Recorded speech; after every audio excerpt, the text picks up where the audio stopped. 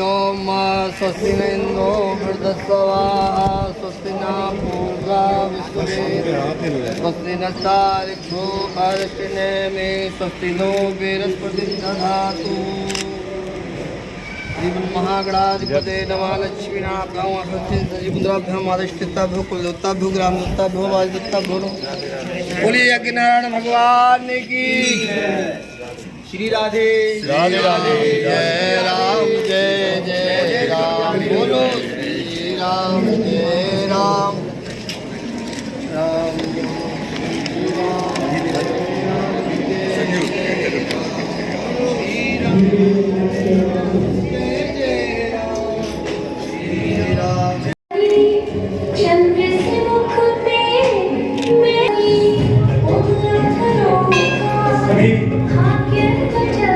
अपने स्थान पर बैठने की कृपा करें। जहाँ भी जिसको स्थान मिले बैठ जाए।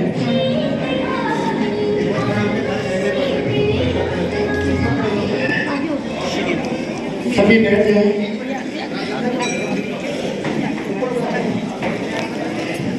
भारत के संतों की, भारत के संतों की, भारत के संतों की, गौ माता की, गंगा मैया की। आग लगी आकाश में झरझर गिरत अंगार। सभी बैठ जाएं। संत हरि के लाडले, संत हरि के पूत, संत न होते जगत में तो हमारे कर्म जाते फूट। देखो संतों ने हमें बताया कि राम जी कौन है, लक्ष्मण जी कौन है। पता किसने बताया? संत न होते जगत में तो को जानत भगवान, कीड़े कुत्ते समबीतता जीवन मनुज महान। आज संत हैं तो हमें पता है कि राम जी कौन है, लक्ष्मण जी कौन है। एक बार जोरदार करतो ध्वनि से देवी चित्रलेखा जी हमारी पुत्री भी हैं, देवी भी हैं। सबसे पहले मैं उस शख्स को, उस शक्ति को प्रणाम करता हूं जिन्होंने देवी नाम चित्रलेखा जी को दिया। उस शख्सियत को सबसे पहले प्रणाम और जोरदार करतल ध्वनि करा, उनका अभिनंदन करें। देवी चित्रलेखा आज हमारे बीच आए हैं। मैं यहाँ पहुंचने पर हमारा ये सारे सेंटर, ब्रह्म कुमारी ईश्वरीय विश्वविद्यालय के सभी सेंटर और यहाँ जहाँ विराजमान है दशहरा कमेटी सुनोली रोड पानीपत, रघुनाथ धाम मंदिर और अन्नपूर्णा अनाज एवं वस्त्र बैंक, आप आए हैं। मैं आपका हार्दिक हार्दिक दिल से अभिनंदन करता हूं और पुनः आपसे प्रार्थना करूंगा एक बार जोरदार करतल ध्वनि से आप निवेदन करूंगा। ज्यादा समय नहीं लेते हम आपका, क्योंकि ज्यादा से ज्यादा हम पावन प्रवचनों को उनके मुख से सुने। मैं निवेदन करूंगा सुबह स्थान से करें।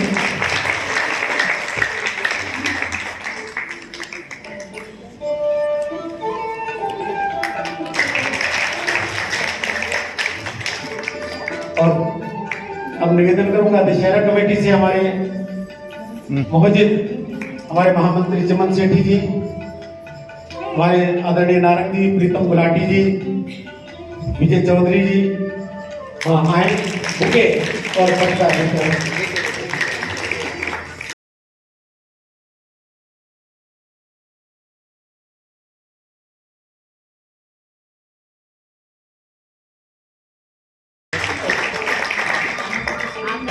सामने बैठना। पहले पहले हम जा रहे हैं, सामने आना। अरे यार जाना है, एक ने मारा।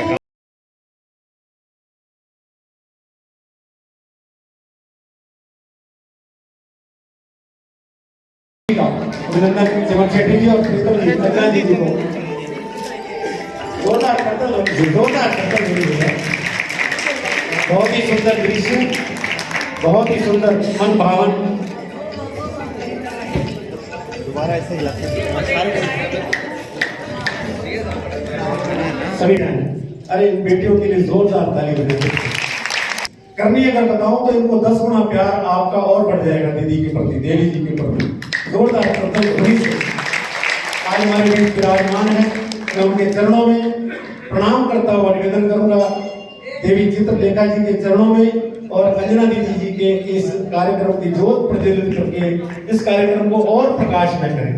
प्रकाश तो पहले हो चुका है और प्रकाश में करें, इस जोत को प्रज्वलित करें। तेरी ज्योति से नूर मिलता है, तेरी ज्योति से नूर मिलता है, गमे दिल को सरूर मिलता है। जो भी करते इस जग की ज्योति के दर्शन, उन्हें कुछ न कुछ जरूर मिलता है। सभी बोले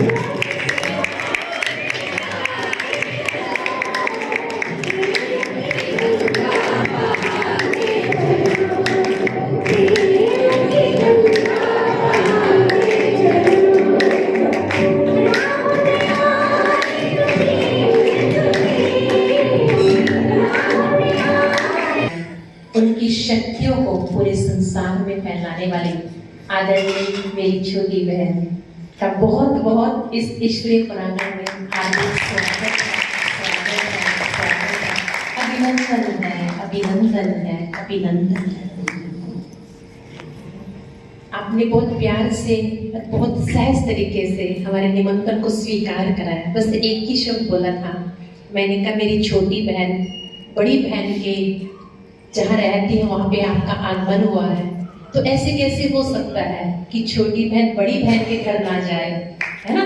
तो इसलिए आपने सचमुच उस निमंत्रण को स्वीकार करा के ये प्रत्यक्ष कर दिया, हम अलग नहीं हैं, हम एक हैं।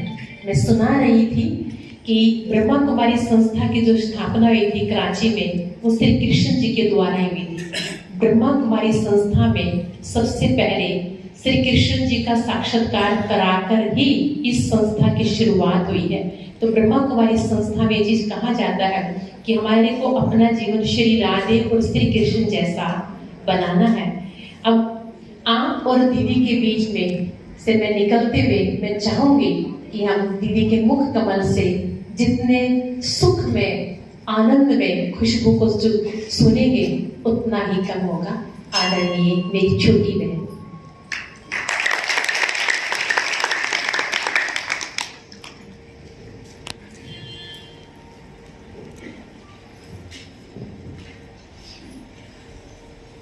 अज्ञानतिमिरान्धस्य ज्ञानाञ्जनशलाकया चक्षुरुन्मीलितं येन तस्मै श्रीगुरुवे नमः। हरे कृष्ण कृष्ण कृष्ण हरे हरे, हरे राम राम राम हरे हरे। हरे कृष्ण कृष्ण कृष्ण हरे हरे, हरे राम राम राम हरे हरे। जय श्री राधे।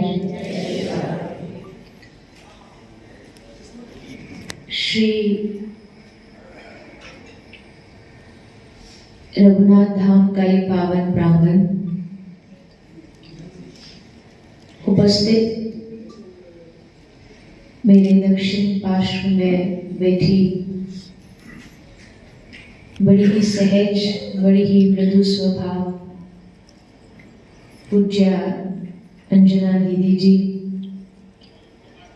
समुपस्थित अन्य सभी ब्रह्म कुमारी संस्थान को समर्पित, परिवार को समर्पित सभी बहनें और आप सभी उपस्थित भक्त जन, वैष्णव जन, सभी के चरणों में मेरा प्रणाम।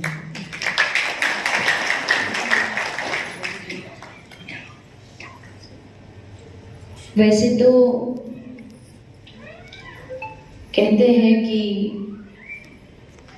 कोई बालक क्या ही बोले ऐसा अच्छा जिससे किसी बड़े बैठे को वो बात अच्छी लगे। तो अक्सर जहाँ भी जाना होता है लोग अपने शब्दों के माध्यम से, जैसे हमारे भैया बोल रहे थे, अनेक प्रशंसा करते हैं,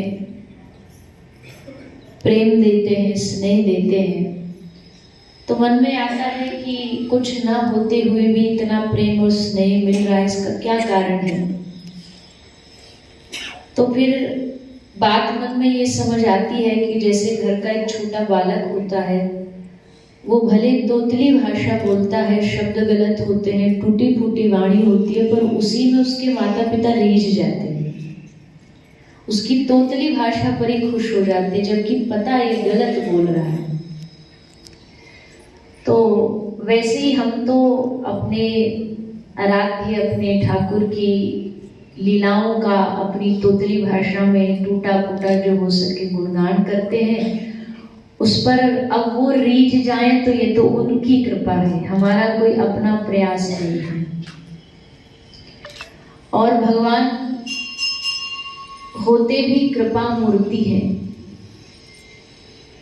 जैसे दिवाली पर एक मीठा खिलौना आता है, आपके यहाँ भी बंटता होगा, बांटा जाता उसको, और उसमें सब बना होता, हाथी घोड़े।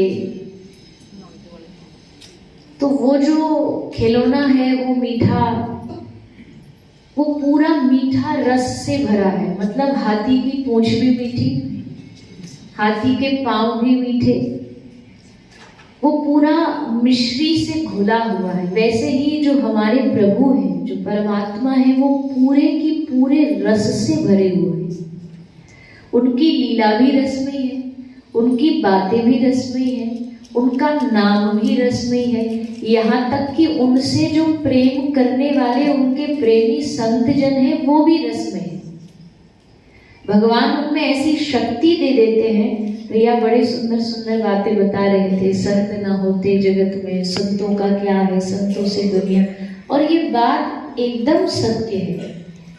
भगवान कहते हैं नारद भक्ति सूत्र में, श्री नारद जी कहते हैं भवत तनूनाम, मतलब भगवान और भगवान के जनों में कोई एक क्षण का भी अंतर न समझे, एक कण का भी अंतर नहीं है।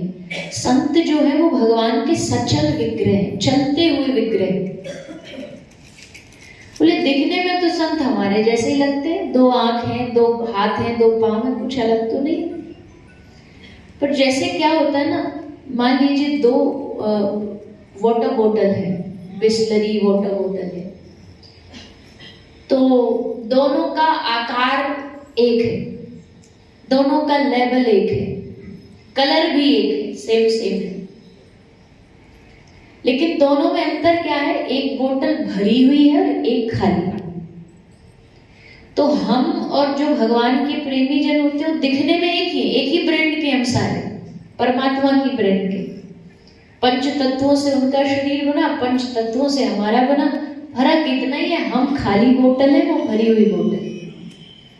हम खाली है, खाली मतलब हमारे पास ना ज्ञान है, ना मति है, ना बुद्धि है, ना अच्छे बुरे का फर्क हम जानते हैं, लेकिन वो भरे हुए। अब अगर उस खाली बोतल को भरना हो उस भरी बोतल में से, तो क्या करना पड़ेगा? भरी बोतल को डालेंगे और जो खाली बोतल रहेगी उसको नीचे रहना पड़ेगा। जो भरी बोतल है वो ऊपर से डालेगी और जो खाली है उसको नीचे रहना पड़ेगा। वैसे ही हम क्यों संतों के जाके चरण छूते? क्योंकि हमें पता है इनका जो प्रेम है वो हम में डाला जा रहा है, इसलिए हम चरणों में बैठते। इसलिए हम उनसे निवेदन करते कि आपके भीतर जो भक्ति का, भाव का, अध्यात्म का जो रस है वो हमें भर दो, वो हमें डालो।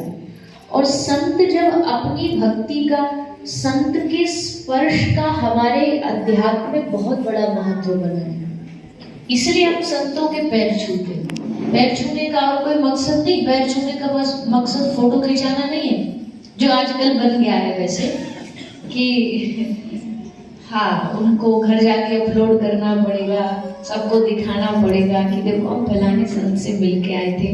पर मैं अक्सर एक बात कहती हूँ, कथाओं में बोलती हूँ, जब आप किसी संत के या महापुरुष के साथ फोटो खिंचा लेते हो ना, और उसको अगर आप लोगों को दिखाते हो कि देखो हम उन संत से मिले या उनसे हमारी पहचान है, जानकारी है, इसका मतलब आपने अपनी जिम्मेदारी यहाँ से यहाँ बढ़ा दी है। अब आपके नाम, आपका जो नाम है उस संत के साथ जुड़ गया। अगर कुछ गलत करोगे तो आपसे पहले उनकी बदनामी होगी। पहले कहा गया कल तो बड़ा महात्मा बना फिर रहा था, उनके साथ फोटो खिंचाता घूम रहा था, अब देखो आज शराब के ठेके पे खड़ा है।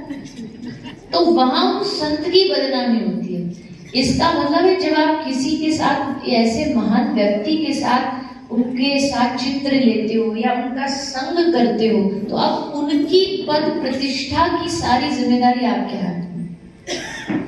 इसलिए संतों के साथ, चित्र लेना, संतों के चरणों को छूना, संतों को स्पर्श करना। स्पर्श क्यों? बोले जैसे विद्युत बिजली है, करंट है, करंट ऑटोमेटिकली पास होता है।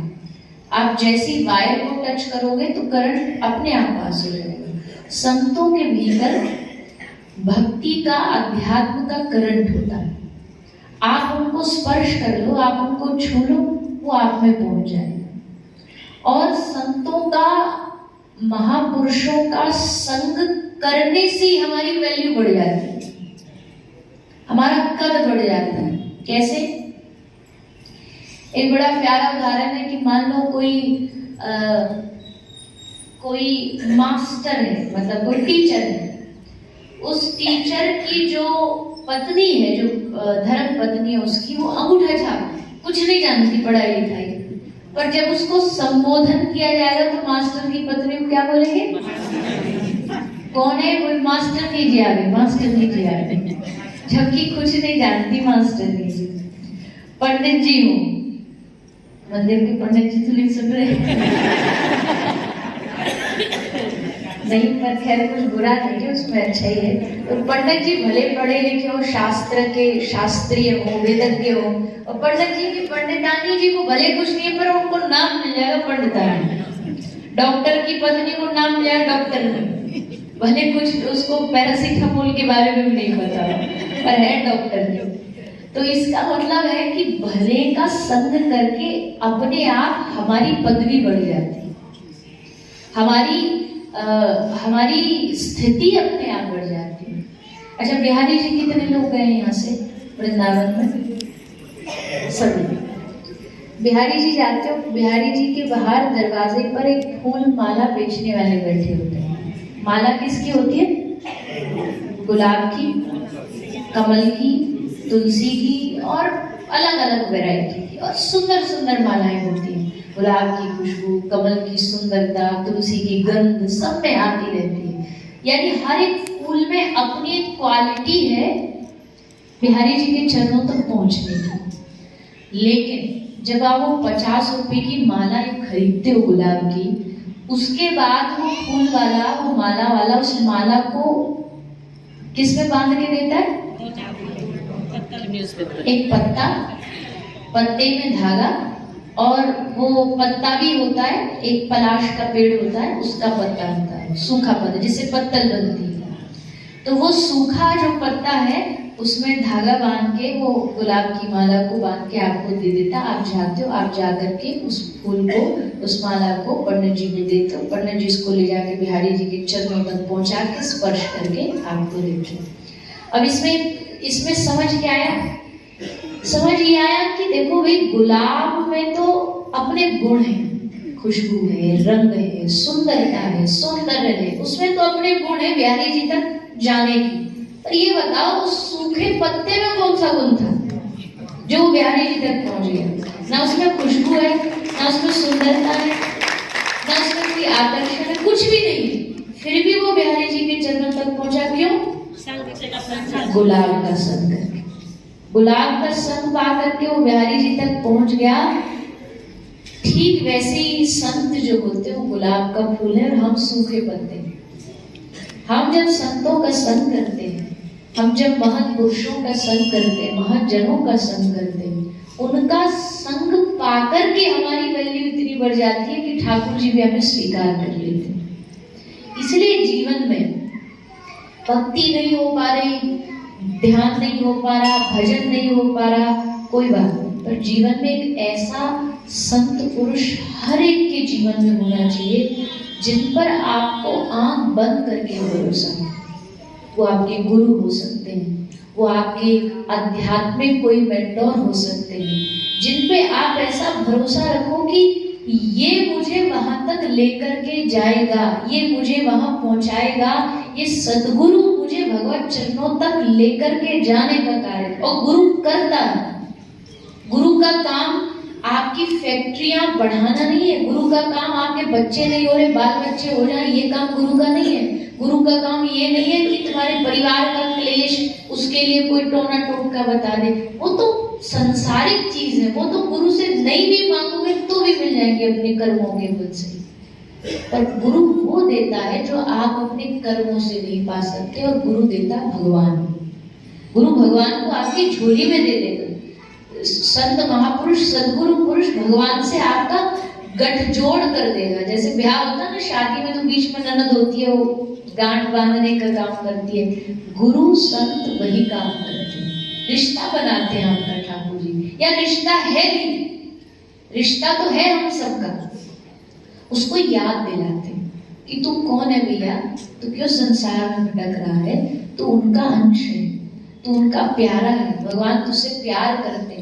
जो लोग समझते अरे नहीं नहीं नहीं हमारे जीवन में तो बड़े कष्ट, अरे सोचो तो सही, ठाकुर जी आपसे कितना प्यार कर रहे हैं। प्यार ना कर रहे होते तो यहाँ बैठ के आज हम सांस नहीं ले रहे होते, कोविड में चले गए होते। मतलब भाव ये है कि हमारे से ठाकुर जी को प्यार है, वो रोटी दे रहा है, मकान दे रहा है, वो पानी दे रहा है, वो सांस दे रहा है। इसका मतलब भगवान को हमसे प्यार है, स्नेह है, आपका उनसे रिश्ता है। हम गाते हैं ना, वो बहुत प्रसिद्ध एक पंक्ति है, हाँ वो तो है ही, हाँ वो भी है, सही बात है। गाई भी थी, यहाँ भी गाई थी कथा में, पहले दिन शायद गाई थी। एक और भाव है जिसमें हम ठाकुर जी को याद, मतलब अपने आप को याद दिला रहे हैं। भगवान को तो याद है, भगवान ने तो कह दिया ममैवांश जीवलोके जीवभूत सनातन। भगवान तो बार बार कह रहे तू मेरा अंश है, तू मेरा अंश है। हमारे मुंह से नहीं निकलता कि हाँ प्रभु आप मेरे हो, हाँ प्रभु मैं आपका हूँ। बाकी सबको कह देंगे, कोई पत्नी होगी इसका मैं पति हूँ, कोई आवाज कह दे कि ये कौन है, तो तुरंत बोल पड़ेंगे मैं इसका पति हूँ। ये कौन है, मेरा बेटा है, घर किसका, मेरा घर है। और जब ठाकुर जी की बारी आती है तो मेरा नहीं निकलता, तब मन में नहीं आता कि ये मेरे हैं। तो उसमें याद दिलाने के लिए अपने आप को कहते हैं तुम हमारे थे प्रभु जी, तुम हमारे हो, तुम हमारे ही रहोगे, ओ मेरे प्रियतम। हम तुम्हारे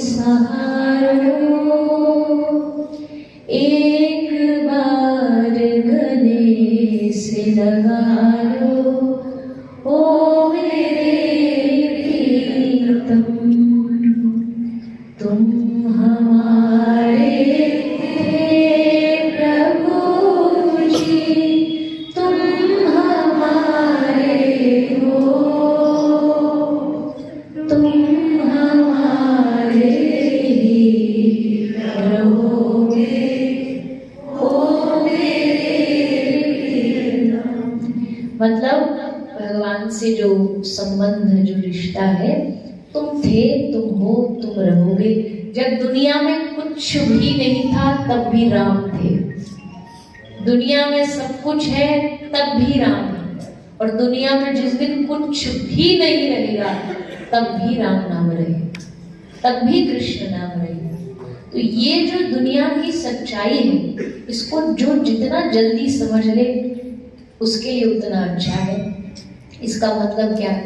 मतलब ये है कि इसके लिए दुनिया छोड़ना जरूरी नहीं है। जो छोड़ पाते हैं बड़े महापुरुष, वो देखो सामने बैठे हैं आपके, जिन्होंने संसार से मोह त्याग करके अपने आप को पूर्ण रूपे अपना जीवन, अपना सर्वस्व भगवान को समर्पित कर दिया। वो बड़े बिरले लोग होते हैं, वो इस दुनिया की जान होती, प्राण होते हैं। संत, कई बार लोग ना आजकल बहुत बोल देते हैं, आजकल बड़ा चल रहा है कि भैया ये संत फ्लाइटों में घूमते हैं, भैया इनको बड़ी मौज है, इन बाबा जियों के पास तो बड़ा सुख है, बड़ा मजा है। मैं कहती हूँ कुछ भी नहीं है उनके पास। मैं कहती हूँ इस दुनिया में जितना सबसे बड़ा से बड़ा भी अगर कोई लग्जरी, कंफर्ट, सुख हो ना, तो वो संतों को मिलना चाहिए, हम जैसे पापियों को नहीं मिलना चाहिए। ये जो हम सोचे बैठे हम तो मौज उड़ाते बोले और संत झोपड़ी में पड़े रहे, वो रहना चाहते हैं, ये बात सच है, संतों को नहीं चाहिए। लेकिन हमारा दायित्व तो ये है कि संतों को दुनिया की सबसे ज्यादा सुख हम कैसे दे सकते। क्यों चिढ़ते हैं हम लोग संत अगर कोई, वही तो सुख पाने के सच्चे अधिकारी हम लोग थोड़ी हैं। हम तो अपना पेट भर रहे हैं, कमा भी अपने लिए रहे हैं, काम भी अपने लिए कर रहे हैं। जो संत का एक एक पल दुनिया के लिए, जगत के लिए, एक एक पल न सोते हैं न खाते हैं, बस दौड़ रहे भाग रहे सारी दुनिया में कि लोगों को भगवान से जोड़े, भगवान से जोड़े। क्या हमको सुख नहीं मिलना चाहिए? क्या उनको दुनिया के कंफर्ट नहीं मिलने चाहिए? भगवान करे हमारे जीवन के सुख भी उनको लग जाए, हमारे जीवन की खुशियां भी उनको लग जाए। तो ऐसा भाव मन में कोई बिरला होता है जो भगवान के लिए सब कुछ त्याग देता है। पर जो नहीं त्याग सकते, वही ग्रस्त भी है, हमारे तो बाल बच्चे भी हैं, हमारे तो परिवार भी है, हमको तो कमाना पड़ेगा। तो खूब कमाइए, खूब मेहनत करिए, खूब परिश्रम करिए, लेकिन भीतर से एक बात मत भूलिए कि ये सब टेम्परेरी है, ये सब एक दिन छोड़ के जाना है। और जहाँ जाना है उस भगवान को क्यों ना याद करें जो हमारा, अब हम जैसे 7 दिन यहाँ हैं, हम तो अपने आप को, दीदी हम तो कई बार जब आपस में बात करते हैं बोलते हम तो बंजारा जैसे हैं, बंजारे जैसी जिंदगी है और है भी वैसी। आज यहाँ है, कल फिर कहीं और सामान ढोके पहुंच जाएंगे। तो क्या होता है जब 7 दिन या कहीं भी आप भी घूमने के लिए आते हो, तो फिर अंत में आदमी क्या कहता है, अरे अब तो घर जाने का मन कर रहा है। और जब घर आ जाते तब क्या बोलते, घर जैसा सुख दुनिया में कहीं नहीं है, घर जैसा मजा कहीं नहीं। पर अब क्या हुआ, जब हम बाहर गए तो हमने ऐसा माना कि हमारा घर कोई और है, ये हमारा परमानेंट घर नहीं, इसलिए हमको चाह लगी रहती है जल्दी घर जाए, जल्दी घर जाए। लेकिन बस इस बात को समझना है कि जिस घर में आप रह रहे हो वो भी परमानेंट नहीं है, उसके बाद भी कहीं जाना है, उसके लिए भी चाह होनी चाहिए कि उस घर जाना है, उस घर जाना है, भगवान के पास जाना है, उनको प्राप्त करना है। जब तक ये नहीं सोचोगे ना, तब तक इसको परमानेंट समझे बैठे रहोगे कि ये हो गया, आ गए घर वापस। पर अब ये घर वापसी नहीं है, घर वापसी भी होनी है, असल घर भगवान के पास अभी जाना है। तो संसार में कई बार हम इतने उलझ जाते हैं, या संसार में इतने हम निर्भर हो जाते हैं, इतने डिपेंड हो जाते हैं कि हमें लगता है कोई दुख भी आया, संकट भी आया तो भगवान संसार वाले बचा दें। लेकिन हम जिस ठाकुर जी की कथा गाते, हम जिस भगवान की कथा गाते, उसमें हमने अनेक उदाहरण पढ़े सुने कि जब कोई नहीं आता मेरे श्याम आते हैं, मेरे दुख के दिनों में वो बड़े काम आते हैं। भले तुम दुख के लिए उनको याद मत करो, पर वो संग तो खड़े रहे, वो हमेशा हर पल तुम्हारा एक नानक का भाव है। यहाँ मंदिर का नाम उससे जुड़ा, इसलिए मुझे जब मैं एंट्री कर रही थी तभी मुझे वो भाव याद आया था कि गजेंद्र की कथा सबने सुनी, सब छोड़ के चले गए और तब गजेंद्र को भगवान याद आया। तो उस समय नानक जी ने ये भाव लिखा, संग सखा सब तज गए, को न निभयो साथ, कहो नानक यह जगत में एक एक रघुनाथ,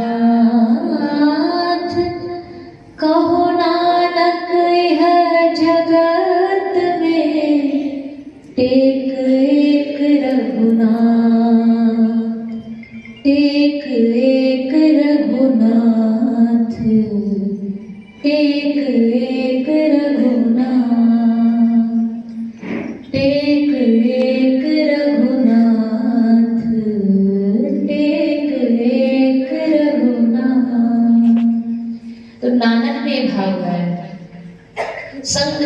पास सब दज गए को न निभ्यो साथ। उस समय टेक, जैसे अंधे को एक टेक चाहिए होती है ना चलने को, एक कहावत है डूबते को, पर हम जो भक्त जन हैं उनके लिए तिनका था कौन सा सहारा, डूबते को राम नाम का सहारा, कृष्ण नाम का सहारा, वो नहीं डूबने देते। सूरदास जी अंधे थे, सब जानते। तो सूरदास जी जब चलते तो अंधा तो लठिया टेक के चलता, पर सूरदास जी टेक के नहीं चलते थे, लठिया ऐसे सामने सीधा रख करके चलते थे। तो किसी ने कहा कि बाबा बड़ी विचित्र चाल है आपकी, आप लठिया टेकते नहीं, आप तो सीधे सीधे जाते हो। तो सूरदास की आंखों में आंसू आ गए। सूर ने कहा क्या करूं, ये टेढ़ी टांग वाला मुझे लठिया टेकने ही नहीं देता। जैसे मैं चलता हूँ तो सामने आके खड़ा हो जाता, लठिया पकड़ के बोलता आ बाबा मेरे पीछे पीछे, मैं चल रहा हूँ तू चल। तो मैं लठिया इसलिए उनको उसको सौंप देता चल। और जैसे था कोई पल सूरदास जी आधी रात को जा रहे, कुएं में गिरने वाले, कुएं में गिरने वाले, और जैसे कुएं में गिरने वाले तो ठाकुर जी आगे रूप बदल के छोटे से बालक बन के आ गए। आकर के श्री ठाकुर जी ने हाथ पकड़ा तो सूर ने कहा कौन है रे तू। तो ठाकुर जी अब ये तो बोलेंगे नहीं कि हम भगवान ने। बोले बाबा मैं पास के गांव को कुआरिया हो गैया चरावे आयो, देखो तू कुआं में गिर रहे थे, मैंने हाथ पकड़ लियो तू गिर ना जाए। तो हंसे सूरदास जी, लिखो बोले अंधो हूं पर बावरो ना, पागल नहीं हूं। आधी रात को कौन से ग्वारिया को बाल गाय चराने जाए हो, आधी रात को गैया चराते होंगे नहीं, अरे झूठ भी बोले तो नहीं ढंग को तो बोले। तो जैसे ठाकुर जी ने समझी कि हम तो पकड़े गए, सोई झटका मार के हाथ छुड़ा के भाग गए। तो सूर ने गाया कि बाह छुड़ा के जा तो निर्बल जान के मोय, हृदय से निकल के दिखाओ तो सबल जानो बोल दो। हाथ छुड़ा के चले जाओगे, पता है अंधा है भाग नहीं पाएगा, कुछ कर नहीं पाएगा, दिल से जाके दिखाओ तो मानो। तुम बाहर से जा सकते हो, तुम रिश्ता तोड़ सकते हो, पर मैं तोड़ू ना तोड़ू ये तो मुझ पे निर्भर करता ना। मीरा का पद है जो तुम तोड़ो पिया मैं नहीं तोड़ू। तुम तोड़ भी दोगे, कनेक्शन दो तरीके से होता है। तुम अपनी तरफ से भले गांठ खोलो, हम नहीं खोले। और जब भक्त नहीं खोलता तो फिर अंत में भगवान को भी वो गांठ बांधनी पड़ती है। तो इसलिए मैं ज्यादा तो कुछ ना कहे, तो वैसे ज्यादा तो क्या बोलूं, पर इतना ही भाव है। आप सब भगवान के समर्पित लोग हो, आप सब सत्संग से जुड़े हुए लोग हो, आप सब जैसा भैया ने कहा पानीपत में ही वृंदावन है। तो एक भाव है ना कि यहाँ कथा में भी मैंने बोला था, तुम कहते हो मोहन वृंदावन प्यारा है, एक बार तो आ जाओ वृंदावन बना देंगे। मतलब वृंदावन हम नहीं जा सकते, पर वृंदावन हमारे पास तो आ सकता है। वृंदावन हम अपने जीवन को तो बना सकते हैं। तो वैसे ही आप सब अपने मन को, अपने चित्त को, अपनी आत्मा को, अपने घर को, अपने परिवार को वृंदावन धाम जैसा शक्ति गुण दे। प्रयास करें कि जीवन में भले कुछ भी करें, पर भगवत गीता का जैसे सार कहा जाता है कि हे नाथ मैं तुम्हें भूलूं नहीं। बस इतना करना कि किसी भी तरह उनको भूलना नहीं है। हर पल हर क्षण इस बात की जागृति के साथ जियो कि भगवान है तो हम हैं, भगवान है तो हम पर कृपा है। इस विश्वास के साथ जियोगे तो ये जो छोटी मोटी चीजों में डरते रहते हैं ना लोग, अंगूठी पहन ली कि ये ग्रह ठीक हो जाए, धागा बांध लिया, घर के बाहर मटका लगा लिया, नींबू मिर्ची गाड़ी में लगा ली। कई लोग अरे आपको पता कल हम जगह तो बाहर हम जैसे दरवाजा खुला नींबू रखा था और मिर्च की एक वो रखी थी, प्याज की एक गांठ रखी थी। किसका मतलब क्या है? मैंने कहा इसका मतलब ये कि कोई तेरा हितैषी है, उसने सोचा इसको बाजार जाके सब्जी खरीदनी पड़ेगी, मैं इसको दे जाता हूँ, बना ले सब्जी। इसमें कौन सा इतना सोचना, मेरा घर बांध गया। कौन तुम्हारा घर बांध देगा बताओ? एक बात मत हमेशा याद रखो, दुनिया में कोई तुमको दुख नहीं दे सकता। तो कोई प्रोडक्ट नहीं है जो गिफ्ट रैप करके आपको दे जाएगा, आपके घर में फेंक जाएगा। सुख दुख के कारण आप अपने स्वयं हो, भगवान भी नहीं है। भगवान भी दोनों हाथ खड़े करके, भाई तू जब कर रहा था, जब तू पशुओं को मार रहा था, तो फिर तू अब भुगत, अब तुझे मारा जाएगा। तू पशुओं को जला रहा था, आज तू जलेगा, तो जल उसमें। तो भगवान कहाँ बीच में आपके लेना देना रखते हैं। भगवान ने बुद्धि दी, बुद्धि में विवेक सत्संग से पाओ, बिन सत्संग विवेक न हो। बुद्धि में विवेक लाओ और खुद निर्णय करो क्या सही है क्या गलत है। भगवान पर समर्पित रहो और संत, गुरुजन, वैष्णवजन, भक्त, बुद्ध महापुरुष, महापुरुष, इनकी सेवा करते रहो, उनका आश्रय रखो, उनका संग रखो। वही धीरे धीरे हमारे जीवन को बदलाव की ओर लेकर के जाते, भगवान की ओर लेकर के जाते हैं। तो इन्हीं शब्दों के साथ, क्योंकि आगे भी मुझे अभी एक कहीं जगह जाना है, पर दीदी का एक विशेष आज्ञा थी तो उसको नकार नहीं सकते, क्योंकि संबंध तो आध्यात्मिक है ही है, पर आपने वैसे भी बोल दिया कि छोटी बहन है तो फिर भला कैसे मना कर सकते। और वैसे भी हर जगह मैंने दीदी को भी बताया था कि जहाँ भी हम कथा में जाते थे, इससे पीछे कहलगांव, पटना, बिहार में कथा थी, वहाँ भी सेंटर। और एक और विशेषता, जो भी ये जहाँ भी ब्रह्म कुमारी से जो भी बहन मिलने आती है, बड़ा सुंदर सुंदर प्रसाद बना के लाती है। दीदी भी उस दिन आए, पोहा बना के लाई। और जहाँ भी जाते हैं कुछ ना कुछ, क्योंकि ऐसा मानना होता है कि इसमें वाइब्रेशन होती है, शुद्धता होती है, सात्विकता होती है, और उसका एक अलग ही रस होता है, अलग ही आनंद होता है। तो मैं तो जहाँ भी जाती हूँ, मैं मानता हूँ भी एक बार मेरा जाना हुआ, जब जानकी दादी थे उस समय उनका जन्मदिन था, तो उस पर उनका भी दर्शन हुआ। सिस्टर शिवानी से भी कई बार भेंट वार्ता हुई है, और अन्य दीदियों का भी हमेशा मुझे आशीर्वाद प्राप्त होता रहता है। तो पानीपत में भी एक बड़ा सुंदर आशीर्वाद आपका मुझे स्नेह प्राप्त हुआ, उसके लिए आपका बहुत बहुत आभार। आपकी कृपा भी सब पर ऐसी बनी रहे। यहाँ के जो सेंटर से जुड़े भक्तजन हैं, उन सबको आपकी मार्गदर्शन, आपका निर्देश मिलता रहे, ऐसी कामना के साथ आप सभी को, दीदी को, सबको खूब खूब आभार, खूब खूब प्रणाम।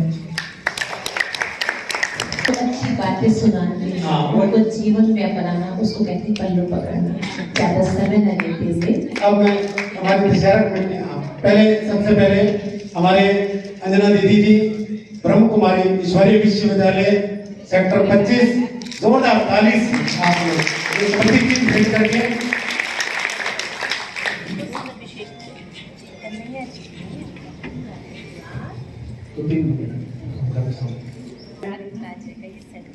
पूरी पब्लिक के लिए जो प्रसाद है, ये जो अन्नपूर्णा बैंक है, यहाँ बैंक भी है, तो मैं निवेदन करूंगा हमारी सभा के ये सदस्य देवी जी को ये वाईफाई, ये हनुमान जी की गदा भेंट करके ये वाईफाई का। जय जय श्री राम, जय श्री राम। हमारी देवी भगवान जी की गदा ये सारी चीज जो हमारी सेवा करते हैं, अंजना दीदी के लिए जोरदार ताली बजाइए। ये सारा जो हमें ये लोग देवी जी के दर्शन कराना, सब श्री गुरु हो जाता है। आइए सभी बड़े बड़े से जो भजन सभी बनाइए।